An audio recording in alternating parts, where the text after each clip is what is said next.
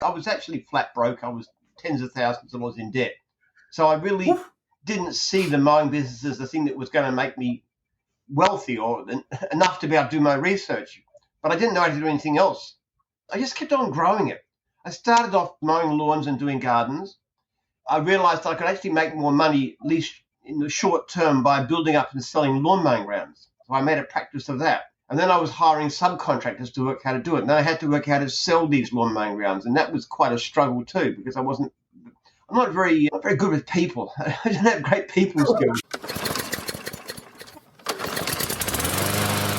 What is going on, L&M family? We're back, and this time I have like an ultra awesome guest, Mr. Jim Penman out of Australia. I think I got that right. I know there's a comment there about the Southern Hemisphere. Jim is one of Australia's most iconic entrepreneurs. He's got some time. He's been at it for a while. He's the founder of the largest franchising chain in the Southern Hemisphere, which is kind of a big deal. And one of the things that caught my attention after we made the connection to have the conversation, I looked at your YouTube channel, and it's Jim's Group. And some of the chains, I think the chains that are like performing or growing exponentially is Jim's Cleaning, Jim's Mowing, Jim's Dog Wash. And so like the continuity is so simple and clear. And I also got to listen to some training. So I think there's a whole world of stuff that we're going to get to hear from Mr. Jim. And so if you're new here, I'm Jesse. You're listening to the Learnings and Missteps podcast, and we're about to learn about the sacrifices and the awakenings that Jim has had on his path to success. Mr. Jim, how are you, sir? I'm great. Good to be here. Likewise. So it's 7 a.m. early in the morning on your side, and you're in the future because today it's Monday here in San Antonio, and I guess it's Tuesday for you, yes? Yeah, that's right. Australia is the future. So you've picked up some tricks along the way in your career. I listed some high points in the introduction, but I'm curious, Jim, what are the things that people need to know about you that is very difficult, those hidden gems that you don't always get a chance to share with folks? I think one of the chief things I like people to understand is the potential for the service industry. People are very obsessed with high tech these days and the internet and those kind of things, all of which are very useful. But people neglect some of the oldest jobs around, the basic jobs like cleaning and gardening and looking after dogs and so forth, because it's actually a huge part of the economy. And I was very lucky to get into that when my academic career blew up. I turned my part-time gardening mowing business into a full-time, and it turned out to be a very good business decision. All right. So what was it about the service industries, the day-to-day real life stuff that drew you in? How did it capture your attention? Well, originally it was my student job. I was doing a PhD in history, which took me with everything else about 10 years. I was an endless student. And I like to work all the time, but you get a bit tired of just being indoors. So I thought a great job is to be outdoors gardening. And I can also make much better money than I could working for somebody else. Even back in 45 years ago, I could do a lawn for $5. And that took me half an hour, which in those days was good money. So I was making $10 an hour at a time when a job might get me $3 or $4 an hour. So it was outside, physical, love being outside with nature and make pretty good money. So that's basically what it was. And then in 1982, I finished my studies and I really had no hope for an academic post or career. So I thought, well, it's about anything I know. So let's turn it into a business. Okay. So you dedicated a significant part of your life into following the academic route. And did I hear you correctly? Like you got to that end of that run and said, wait a minute, what am I going to do now? How close am I? I always thought I'd be an academic. I would develop some theory and a way of looking at society, of history and so forth that I thought was pretty powerful, but I couldn't prove it. And the problem too was that my theory was all leading me into things like biology and genetics and so forth like that, which I had no expertise in because my degree was in history. So part of the idea, I needed to work out a way to become rich enough to be able to support my research project. So that's how I had to turn my gardening business into something a little bit bigger. Ah, okay. So this theory that you were working on And I think you've produced some work on it since. Am I correct? Yeah, that's right. Yes, I have. I call it biohistory. Okay. Understanding history through biological mechanisms. Got it. Got it. Beautiful. And so you came to a point and said, son of a gun, there's this thing. I don't have the resources to like actualize that currently, but there's another way I can build the resources to get there. Is that an Yeah, oversimplification? that's exactly right. I didn't know how to do anything else, but lucky to stumble on a business. See, I like being outside. I'm that kind of person. Even today, I've got a farm and I go up there and dig potatoes and stuff. I enjoy that kind of stuff. So it wasn't a difficult thing to do. It's a fun job. And the service industry is fantastic. I mean, you make very good money. You start with almost nothing and you can go anywhere. Absolutely. So I began my working career as a plumber's apprentice. My dad's a plumber. I spent, we'll just say, over 20 years on the plumbing side of the business, got my journeyman license and all those other things.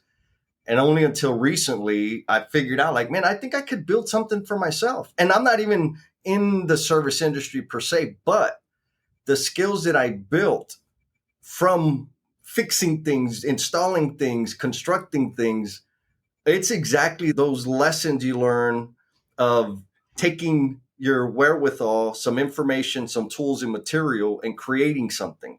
That's what I apply in my business today.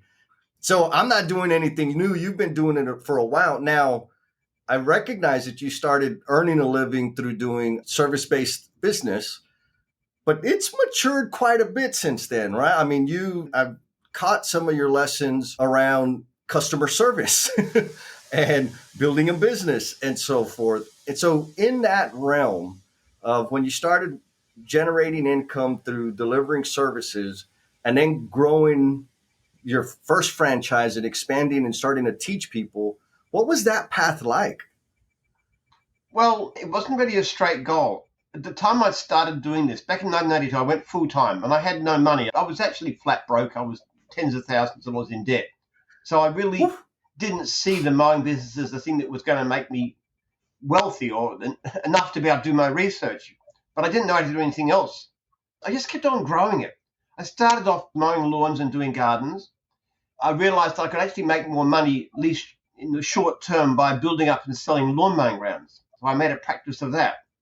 And then I was hiring subcontractors to work how to do it. And then I had to work how to sell these lawn mowing rounds. And that was quite a struggle too, because I'm not very good with people. I don't have great people skills. My wife says I've got borderline Asperger's, so that was a challenge. But I had to learn how to do that. And I had to learn how to improve my own methods of service and so forth. And then what actually happened was that in the 80s, I was having this little business with building up and selling lawn mowing rounds, and I was sort of got out of debt and bought a house and stuff. So I was doing okay. And then this company called VIP came to Melbourne, and they were interstate, and they were franchising. And these guys had 250 franchisees, and they actually terrified me. I thought they'd crush me. I actually offered to join forces with them. And I said, look, I'll just help to build you guys. And they said, oh, well, I'm not interested in that. So I thought, well, I'll find out what they're doing. So I actually basically crashed the franchising expo that year, 1988, and went up to the stand and said, I'm very interested in VIP. Can you tell me about it? Didn't know who I was, so he told me. And then the state manager came in and said, that's Jim Penman. Don't tell him anything else. So they kicked me off the stand. So I went away and I thought, well, okay, there's some good ideas here. There's some good principles here. But maybe I could do something that might work better for franchisees. That's my idea. If I can make my franchisees into raving fans, I'll be successful. Maybe just survive this onslaught. I wasn't thinking of beating them. So I got some lawyers together. It took me 9 months. I spent 9 months arguing with lawyers, basically. And they said to me, your franchise system's you're being too nice. You're giving people too much. And I said, no, I want a system that I want to join. And so then in 1989, about June, signed my first franchisee. Somebody asked me at that time, they said, if it goes well, how many do you think you might have one day? And I said, well, if it really goes well, maybe one day I could have as many as 100. That's what I said right at the beginning. And I still thought this wasn't the thing that was going to give me the resources I needed for my research, but it was surprisingly successful. By the end of the first show, I had about 60, and I thought, wow, this is interesting. And then people started coming from interstate and wanted to be part of it. And wow, this is strange. And I had a secret weapon though. This is the one thing that really exemplified my approach. When I was selling lawn mowing grounds, I was a lousy salesman, but I had a simple method. Every time somebody dealt with me, I did everything possible to make them successful. And then when they started, I took their name and I wrote it on a bit of black text on a bit of white card and I put it behind me. And that was my references. So when anybody interested in the lawn mowing ground, I'd say, listen, okay, if you want to know anything about the way I do it, ring any of these guys. There was about 100 of them. And they would say, Jim is great, did what he said, looked after me, gave me advice, best person to deal with. So when I started franchising, I did the same thing. I gave a list of all my franchisees with their phone numbers, and I gave it to everybody. And people would come to me and say, why would I buy from you? You're running it from a basement. This is company VIP, well, much better established. And I said, all right, we're different in different ways. I wasn't bagging them, but here's a list of my franchisees. I want you to go and ring them, as many as possible. And then you go and get their list. And I knew they wouldn't provide a list because they couldn't do it. And people would ring my list and they'd say, Jim was great. Jim did what he said. He looked after me. He's got lots of work. He's always there. He always answers queries, gives me advice, runs meetings. He's a great guy. So that's how it happened. So I started to grow, and it just surprised me, actually. It was amazed me because in the beginning, I didn't even think this could possibly work that well, but it just gradually dawned on me, hey, I've got something pretty good here. Oh, you know this because you've lived it 20 times over what I have. But what I envision, not just me, like the L&M family out there, you said it. You said if things go really well, maybe 100. And you've exceeded that many times over. And I feel like when we're operating in service to others, sharing our gifts and talents in service to other human beings, the potential of growth it's limitless. Like it is beyond whatever we can calculate at the moment. And as we continue forward, it continues to expand. Does that sound like hogwash to you, or what do you think? And we want to give the shout out to our L&M family member who went out of their way to leave us an awesome comment, awesome review. This one comes from Miss Sanaz. She dropped this one on the YouTube, and she says, I want to thank you and your team for teaching us everything that no school does.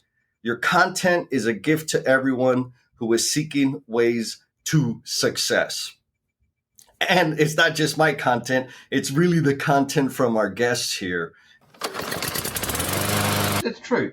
Look, everything's about service, Jesse. Being successful as a gardener, as a lawn mowing contractor, it was about looking after my customers really well. And I was fanatic about customer service. I just hate to let anybody down. I hate to do less than a perfect job.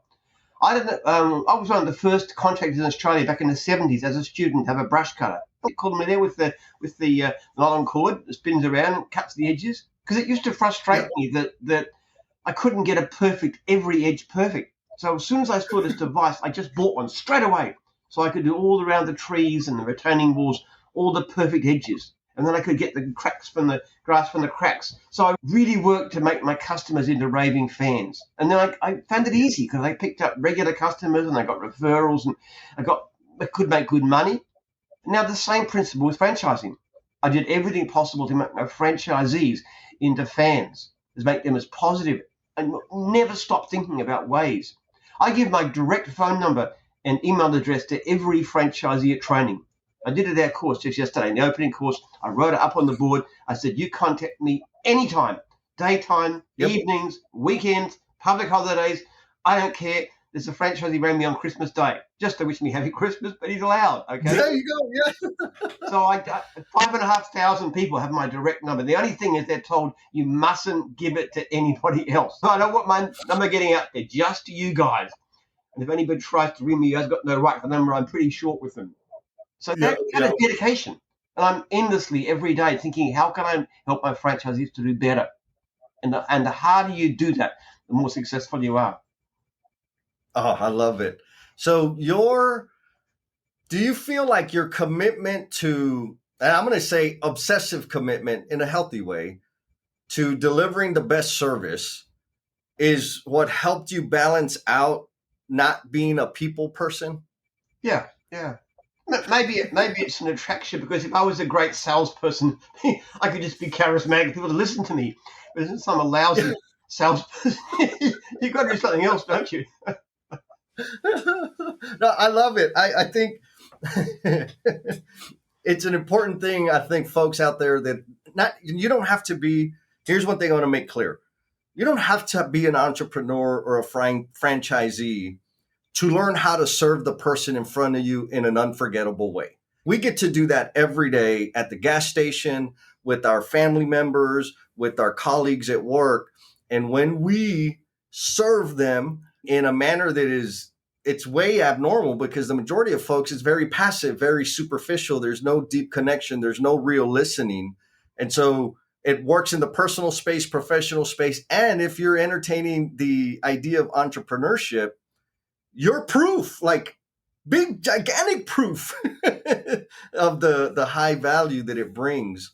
Now, I think I'm hearing a tone. The mistake people make is they think of it in terms of money.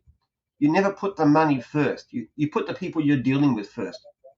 See, we made decisions in the beginning. I wasn't ever going to sell a franchise to somebody that I didn't have pretty good confidence we're going to succeed. It's actually one of the worst things you can do in gyms is to sell a franchise to somebody you've got reason to think might fail.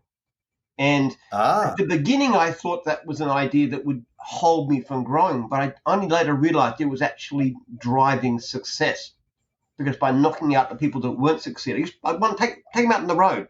They'd have to be trial before they can get a franchise. We still do that, and you don't get a franchise. And that's not really in the beginning a business decision. It's a moral decision. It's the idea that we serve people. Okay. I think that's super powerful. I want to dig into that some more.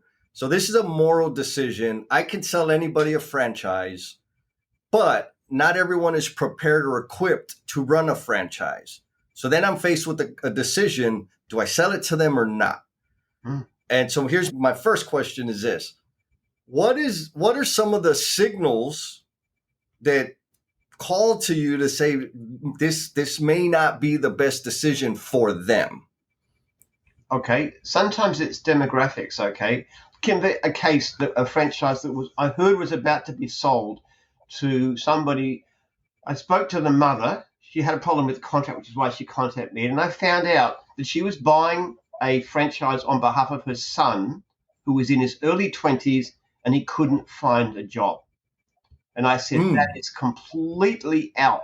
Your son has no chance of success with that kind of attitude. She was actually very distressed. She said to me, oh, look, I wish I hadn't rung you. And I said, it's jolly good you did. But she said, what does he do? He can't even got a job. I said, okay, why don't I get him some work with a couple of local franchisees in his area who had more than enough work looking for employees. Went out on the road with them, absolutely hopeless. Now, the franchisor who did that came up for renewal shortly afterwards, and I said to him, you are not renewing.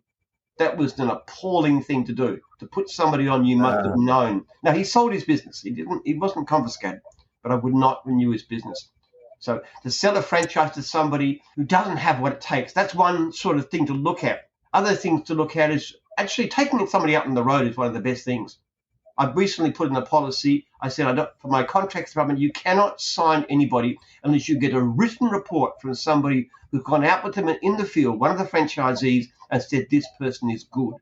And they don't get paid any extra for passing them. In fact, we just pay them the same regardless. This is taking somebody out, show them the ropes, have a look at them, send me a report if you don't get a good report. So if they don't, say, listen.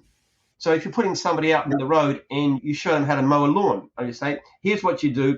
You go around the edges first once, then you go straight lines, okay? When you go into a corner where there's a hose on the grass, you take the hose, you cut it neatly on the garden, even if it's just a little bit of grass there, and you mow neatly to the edge. Now, you can tell them to do that once, maybe twice. If after that they don't listen, you've failed them because they're not prepared to listen. And then you look at things. They can't take instruction. Yeah. Look at questions. How many questions do they ask? Are they good questions? If all they ever say is, how much can I make? How much can I make? They're thinking it's a job. They need to be asking intelligent questions. Have they done research? Those kinds of things. So you look, how do they impress you? How do they come across? It's a whole raft of listening. When I do training for franchisors who do the sales, actually I spend the first hour talking about selection, how we select, why we select. Nice. So it sounds like you've got a super robust system. Obviously, it's massive. You got all kinds of business and continuing to grow. You're teaching people how to do this. And again, what's beautiful is you started out by doing lawn care and garden care yourself.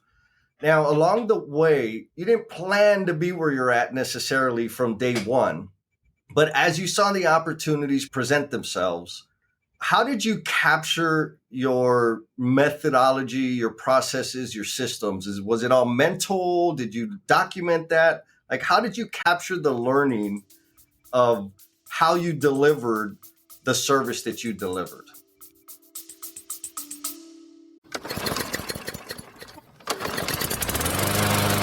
Check it out, hometowners. So Primo, he's a little bit embarrassed about like asking for some backup, some esquina. And so I want to hit you up and like if you're digging this content, pues give it un like, give it the stars or leave a comment, But if you really, really want to see Primo like get all chiflado, like for the reels, hit him up on the socials, Holmes. Like if you give him a comment in the socials and let him know what you thought about the thing, pues he's gonna light up. But only do it if you mean it because, yeah, you already know how Primo is. Se cree mucho el cabrón.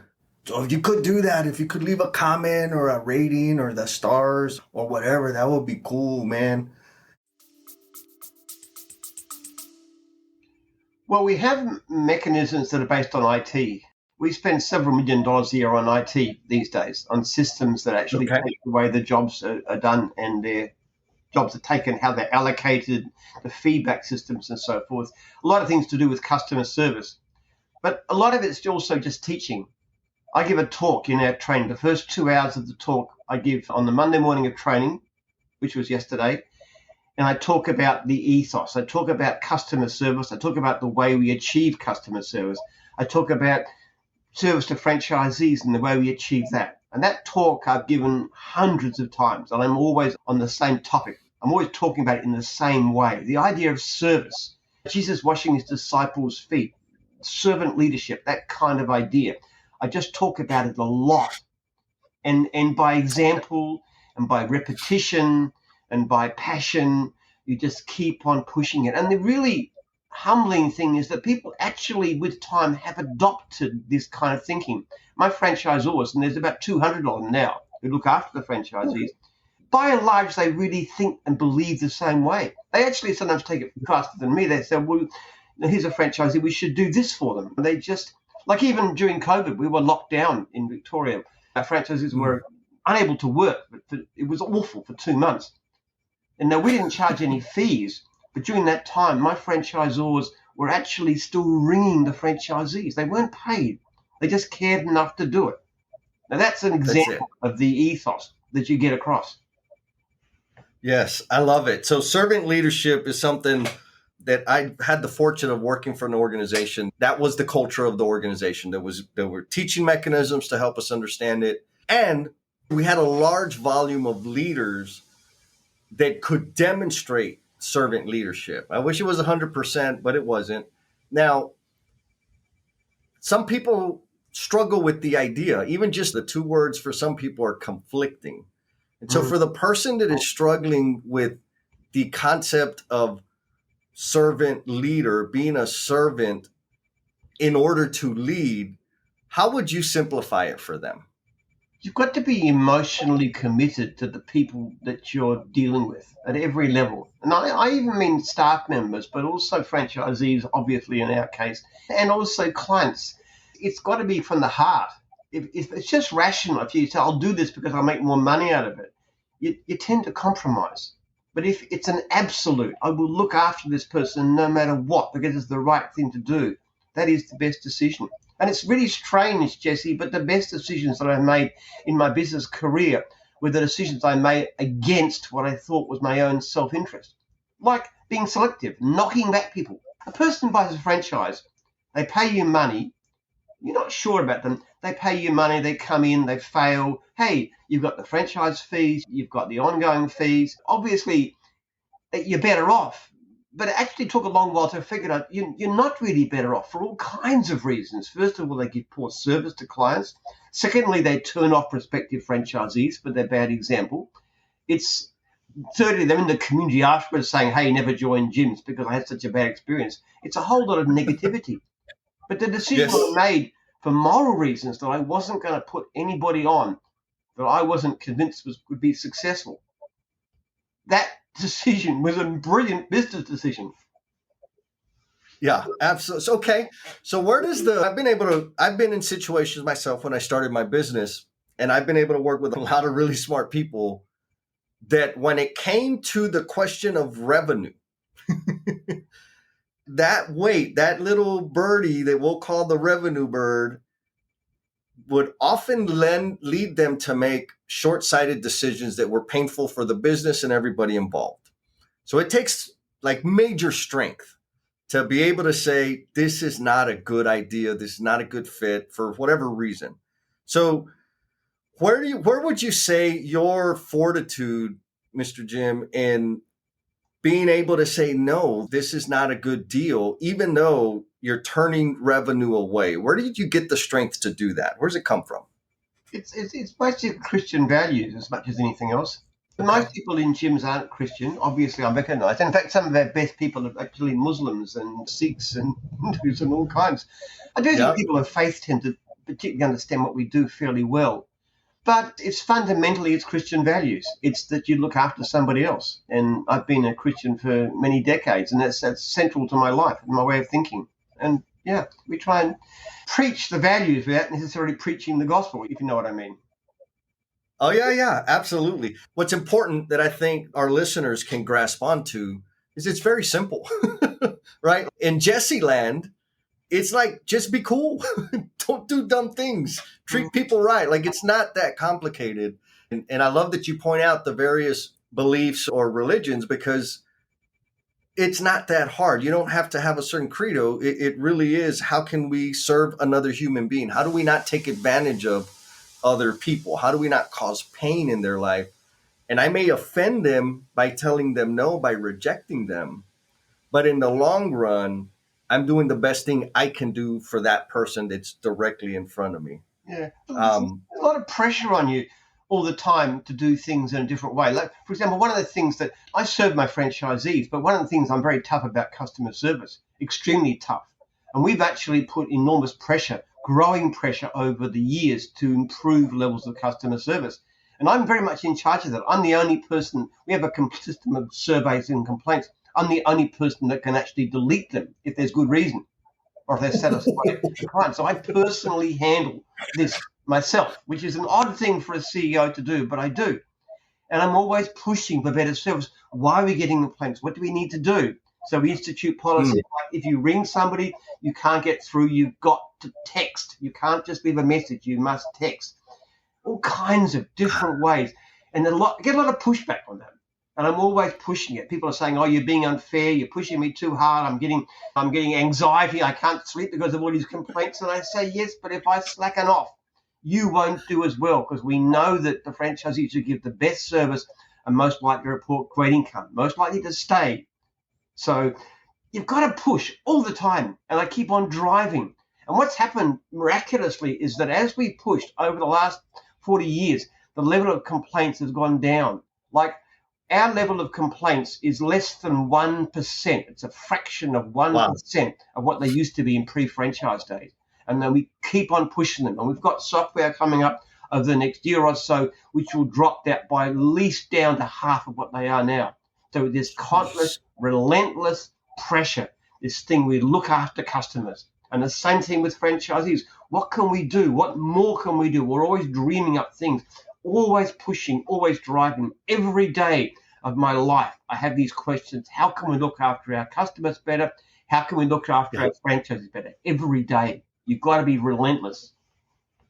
Oh, I love it. And again, the heavy focus on the customer experience. Now, you dropped a golden nugget in there that I want to repeat is, if you call a customer back, leaving a voicemail is not enough. You got to follow up with a text message as well. Did I catch that right? That's absolutely right. Yes. If they don't do it and the customer complains they didn't call, they're wrong. That's a valid complaint. And they said, yes, but I did ring. I said, yes, but you didn't text.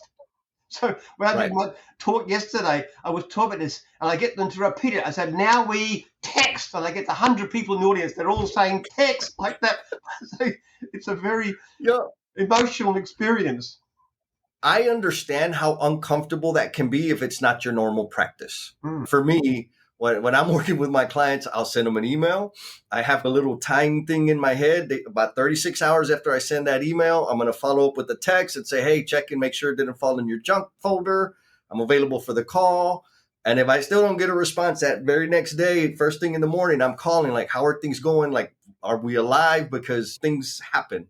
And when I'm working one-on-one, I tell folks that I'm coaching one-on-one, it's like, look, I'm going to check in on you. We're going to have work to do.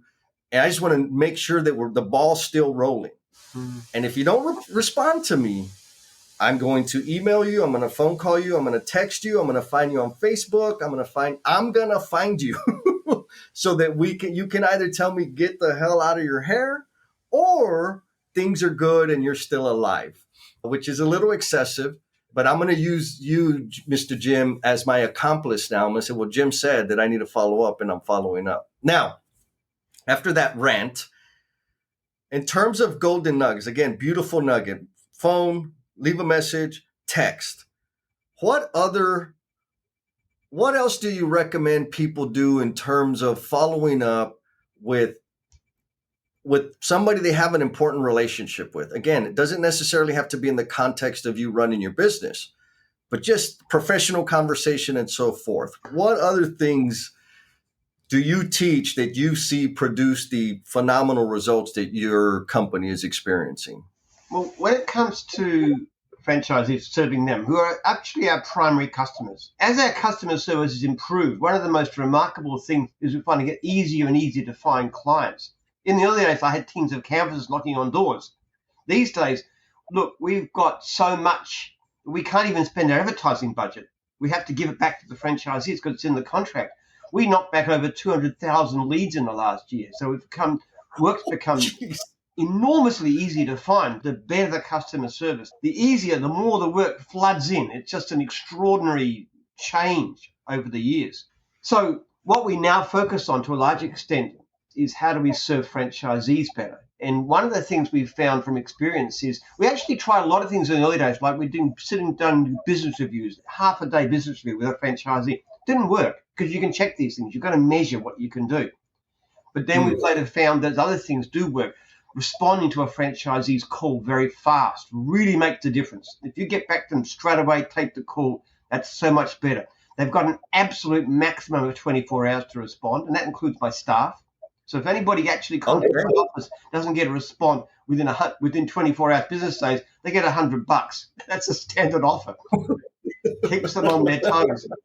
But what we found from experience is that what really worked with franchisees, there's two things you've got to do.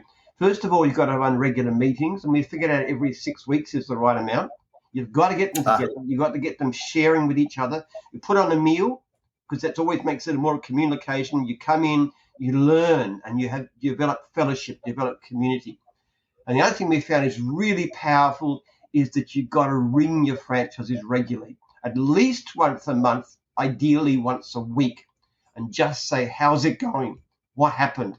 How did that job go? How did that quote go? How was your daughter's wedding? Whatever the story is, you keep contact regularly. And we found that the frequent small contacts are the best way to actually keep people happy.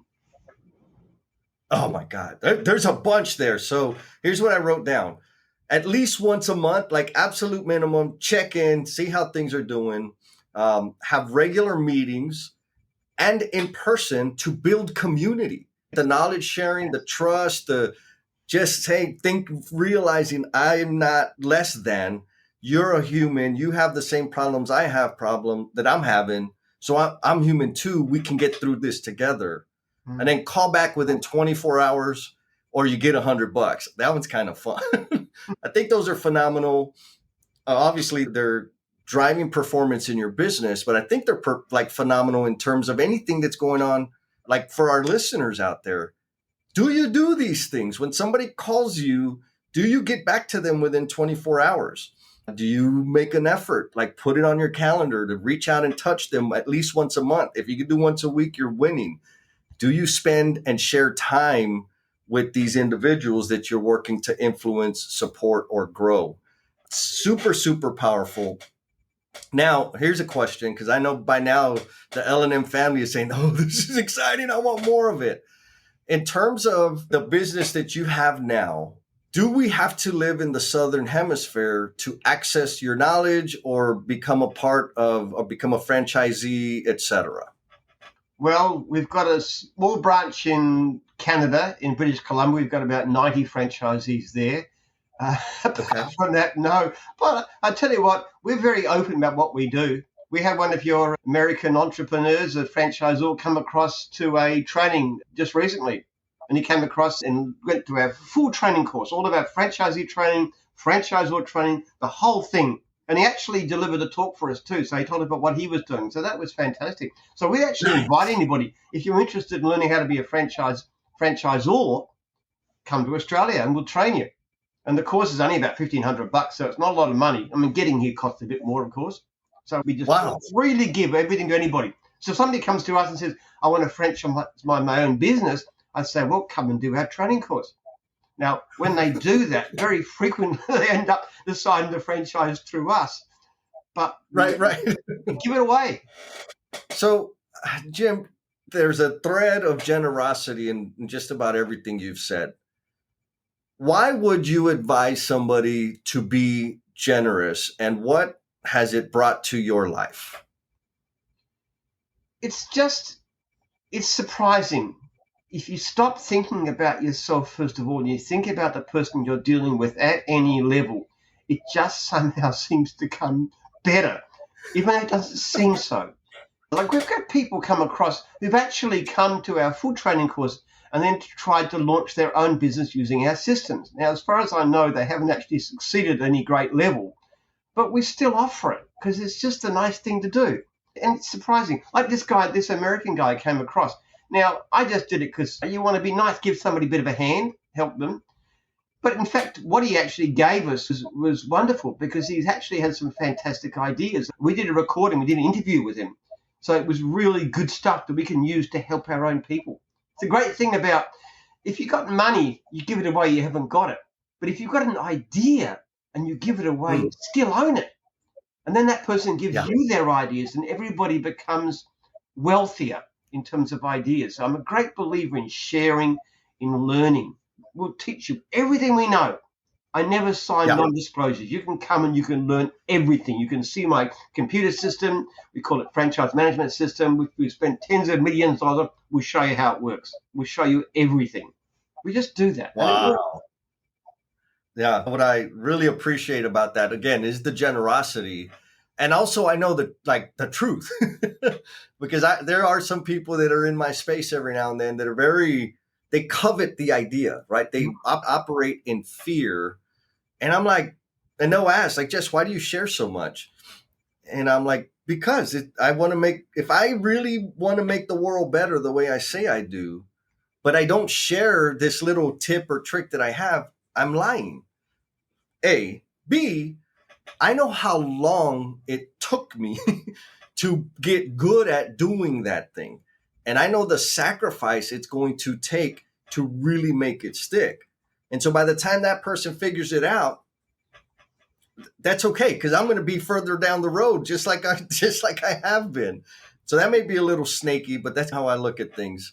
Now, people they'll try and copy you, but it's far more difficult. In the beginning, actually, I thought people would just grab my ideas and run with them, but it's actually very difficult to do because you're always progressing. What I'm doing now is different to what I did 12 months ago. And my software is better, and my systems are better, and my training is better. Everything keeps on improving. The other thing, too, is even if you teach people rationally how to do what you're doing, it's the hardest thing is to convey the culture, the idea, the servant leadership thing. Because they'll take what they think they want, but they'll miss out on the really important core stuff of values because they'll just look at the mechanics. And they think, I'll do what Jim did, but I'll do it my way, and I won't be so extreme on this, and I won't be so anal about that, and I'll do it there and this, and they end up with something that doesn't work. Yeah. I love it so often. And I think maybe it's just part of the human condition. People anchor on the tools, they anchor on the shiny things that they can easily grasp and understand, and miss the deeper meaning, the values, the principles of the thing. And then they're like, it doesn't work. It's like, well, yeah, because it was built on a foundation and all you took was the roof. And I'm guilty of that. I've done that myself so many times. Now, in the scheduling of our conversation, and I'm grateful to you for getting up early in the morning to do this. One of the, something in the emails, I remember something about Montgomery Burns. Hmm. What, can you give us the background on Mr. Montgomery Burns there? Oh, Jesse, I'm a big fan of villains. I just like the bad guys. To me, Ah, not that I aim to be a bad guy, but I just, yeah, he's wonderful. I mean, I like anybody. I like Emperor Palpatine in Star Wars. I like Darth Vader. I like yes, the Green Goblin in Spider-Man. Bad guys to me are yes. more interesting. I just love the bad characters. Now, I'm not saying I use that as an example, but I think he's just a great character, Monty Burns. When my kids would I got 10 children, so when my kids would be listening to watching The Simpsons out in there, and I would just be doing my work and stuff, and then I hear Monty Burns, so I'm out there like a flash saying, what's he up to now? So I wonder, in your appreciation for villains, do you feel like there's something in them, in their experience or what they're portraying that gives you empathy for them? Well, yeah, I always like to know what somebody's motivations are. It annoys me Ah, when somebody acts in a way that hasn't got proper motivation. See, one of the things that really bugged me about Star Wars was in Return of the Jedi, when Palpatine, the Emperor, tries to get Darth Vader to kill his only son. Now, that mm, is an insanely stupid thing to do. How can you be smart enough to become ruler of the galaxy and get your chief supporter, who's more powerful than you, to try and kill his only son? So to me, that was really bad because you weren't looking at it from Palpatine's point of view. So I always wanted to know what somebody's motivation is. Why does a person do the thing they do? Because yeah, in real life, it isn't as simple as black and white. Everybody has, right. there's positives and there's negatives. What do they say? The line between good and evil runs in the heart of every man. Who said that? Edmund Burke or someone like that. That's really Oh true. man, yeah, So I do have this yeah, thing where I like to think about it from the point of view of the other guy. Always. What are they yeah. thinking about? What are they doing? And I think that attitude is quite healthy. And you're looking at a villain, what's his motivation? And if he hasn't got a reasonable motivation, I don't like him very much. That's one reason that we're talking about Spider-Man, the Tobey Maguire ones, the first ones, were really good Yep. because the villains were Yes. comprehensible. You get this guy who's a businessman who's built his business, and he's a good guy. He's a scientist and he's a mentor to Peter. He's a good guy, and he builds this business, and then his board of directors takes over control and wants to kick him out. Well, Yeah. to me, that's a reasonable motivation for killing them. I mean, not saying I would do it in the same situation, but you've got to understand his point of view. So I like Right. to see it from someone else's viewpoint. And that's my thing about villains too. What are they doing? Why are they thinking? Why are they doing that? Is it reasonable? And if you've got a complicated, complex villain, they do have a motivation, and you can understand why. Oh, yeah. Yes. The one villain that I related to the most was Thanos in the Avengers series, the most recent Avengers series. And it was odd to me the way it struck because if you've seen it, you've seen it. There's the storyline. But what it brought to my heart or my mind was the times that I had to make very difficult decisions and I knew it was going to hurt people and I knew nobody was going to care about why I made the decision or why I had to make the decision. And I had to carry that burden. And so to your point, like the everybody's coming from a different place. And I think your appreciation for villains is close to your appreciation for your customers because understanding what their experience is, understanding how to better serve them, understanding what drives them is really what you're focused on learning. And using that to inform your support and service towards them. Does that sound pretty accurate or close enough? Yeah, I think so. I can't say I ever thought about it in those terms before, Jesse, but it does make sense, doesn't it? You've always got to look at it from the other person's point of view. Like, why can I sell franchises so well? It's because I'm always thinking from the point of view of the person about to buy. What's in their interest? And the same thing, you're looking at somebody, looking at a villain, he's the bad guy, okay? But what's his motivations or her motivations? What are they after? Why are they acting that way? Why would they act that way? I think it's crucial to understand it. What do people want? And then when you do that, Yes. you can look after them. Because if you always look at it from the point of view of what I want, you'll never get into their shoes, will you? Never. And because I've walked that path for a very long time myself, Jim, where I'm just worried about me. And the problem was this. If everyone would just listen to what I'm thinking and do what I want them to do, the world would be fine. That's right. And that was just never going to happen. No. And I was miserable. Oh, my goodness. Never criticize. So I got another. You've walked a mile in their shoes. You know what they say? It's very true. You've got to understand somebody. And that's sometimes you've got a very tough line. And I have really tough conversations at times with franchisees or franchisors who won't follow the system. And I say, look, I'm really sorry, but you have to do this. You've got to do this thing. You've got to be texting. You've got to be following up. You've got to be making absolutely sure your customer's happy with the job and then go back and finish it if they aren't. You just keep on pushing them. But you've got to understand, and I feel your pain. I understand you, and you've got a pregnant wife and things are hard for you. But I want to help you in the way that I know how, which means you've got to do these things or you're going to fail. And I don't want you to fail. You've got to have that real concern.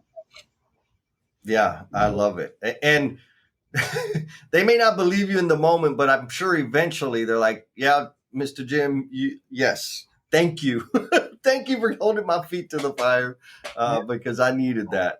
Well, hopefully they do. Sometimes they don't. Sometimes they think I'm an evil man, but these things happen. But I will keep on doing my best for what I believe is best for them. And you've got to have a heart. It's very hard. One of the things I find very hard, Jesse, is seeing people fail. That is the most painful thing that happens. And we do fail. All I can say is that if you go into business by yourself, your chances of still being in trade business in 12 months, like cleaning or something, is about between 5 and 10%. With us, it's like 88%. We measure these things, okay? And that's because we keep on pushing people, and even though they don't want to be pushed, even though they think they know, and they think they're right and you're wrong, you've got to help them because you've got to care enough to do it. And in the end, sometimes you've got to say, look, we cannot continue. We've got to pass company. It's destroying everything. And that's a very hard conversation to have. I can only imagine. So, Jim, if folks want to get a hold of you or get access to more of your knowledge, where should we send them? Well, jims.net, www.jims.net. And if they want to email me directly, they can go jim@jims.net. I answer emails very fast. If anybody wants to come to Australia and learn how to be a franchisor, you come to our training course. It's a very moderate cost. We'll house you on site, really good food, and have a great time. And you'll get the chance to meet me and stuff. I'm happy to open to anybody who's interested. We call our business the Millionaire Factory because we reckon we've created more millionaires than any other company in this country because we just train people. And people often start with a service business and they go on to really huge, substantial businesses because they start with us. We can teach you from the ground up. Oh, that's amazing. And how many days should we put on our calendar to come down there? The basic generic training course is 3 days. And then we have a franchisor training course we run once a quarter, which is another 3 days. So basically come at the right time. It's a 6-day course. As I said, it'll cost about $1,500 plus accommodation and stuff, but it's not expensive. Oh, there you go. And that's a nice little 2-week vacation in Australia, of all places. That's amazing. Which is a wonderful place to live. I'm biased. Well, so as we bring this home, Mr. Jim, I got the closing question.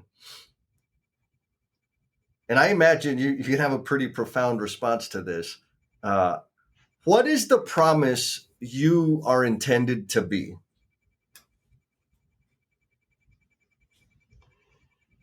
I believe life is about mission.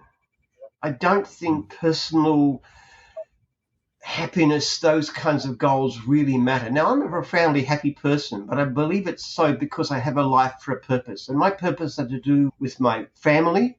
I love my kids. I got all my kids and my wife. My franchisees, my passion for them. It's a purpose. It's a moral reason. It's a reason for getting up in the morning. It's a reason for what I do. And my passion for my research project, which I believe can immensely help the human race. So to me, and all of this is doing the will of God. That's how I perceive my mission in life. I'm not here to serve my health. I'm here to serve what I believe is important. And that is what life should mean. It should have meaning. It shouldn't be about personal aggrandizement or status or wealth or anything. It should be, what can you do? How can you serve? Amazing. I knew it. Thank you. Thank you for that, because I know I'm going to be referring back to that piece a few times because I got to keep my head centered. It's very easy for me to get off track, and it's about serving others. Did you have a good time?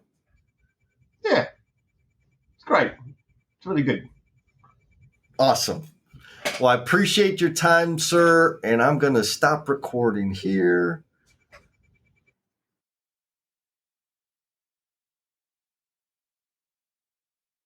Dang, you stuck around all the way to the end. And I hope the reason you stuck it like all the way through was because you were getting a lot of value out of the conversation. I always get at least one, most of the time, a handful of good nuggets, good ideas, good perspectives that I can take and apply into my life going forward. That's the whole point. I want to share that with you guys and also highlight the amazing people that they are. And I want to end this by saying, if you feel like you've been living out a script that was written for somebody else, and you feel like you're in the wrong skin, I know that life. And all I did was numb myself to make it through to another day, which if you're there, you know how hopeless that feels. I want to recommend that you check out Becoming the Promise You Are Intended to Be. The stories in this book will help you know that you're not alone. They're my personal stories, like the real stuff that I went through, and I'm sharing them because it helps keep me sober. It helps me contribute my gifts and my talents in service to others. It helps me turn my failures, my shame, my embarrassment into something useful and positive. So check it out. Be kind to yourself, be cool, and we'll talk at you next time. Peace.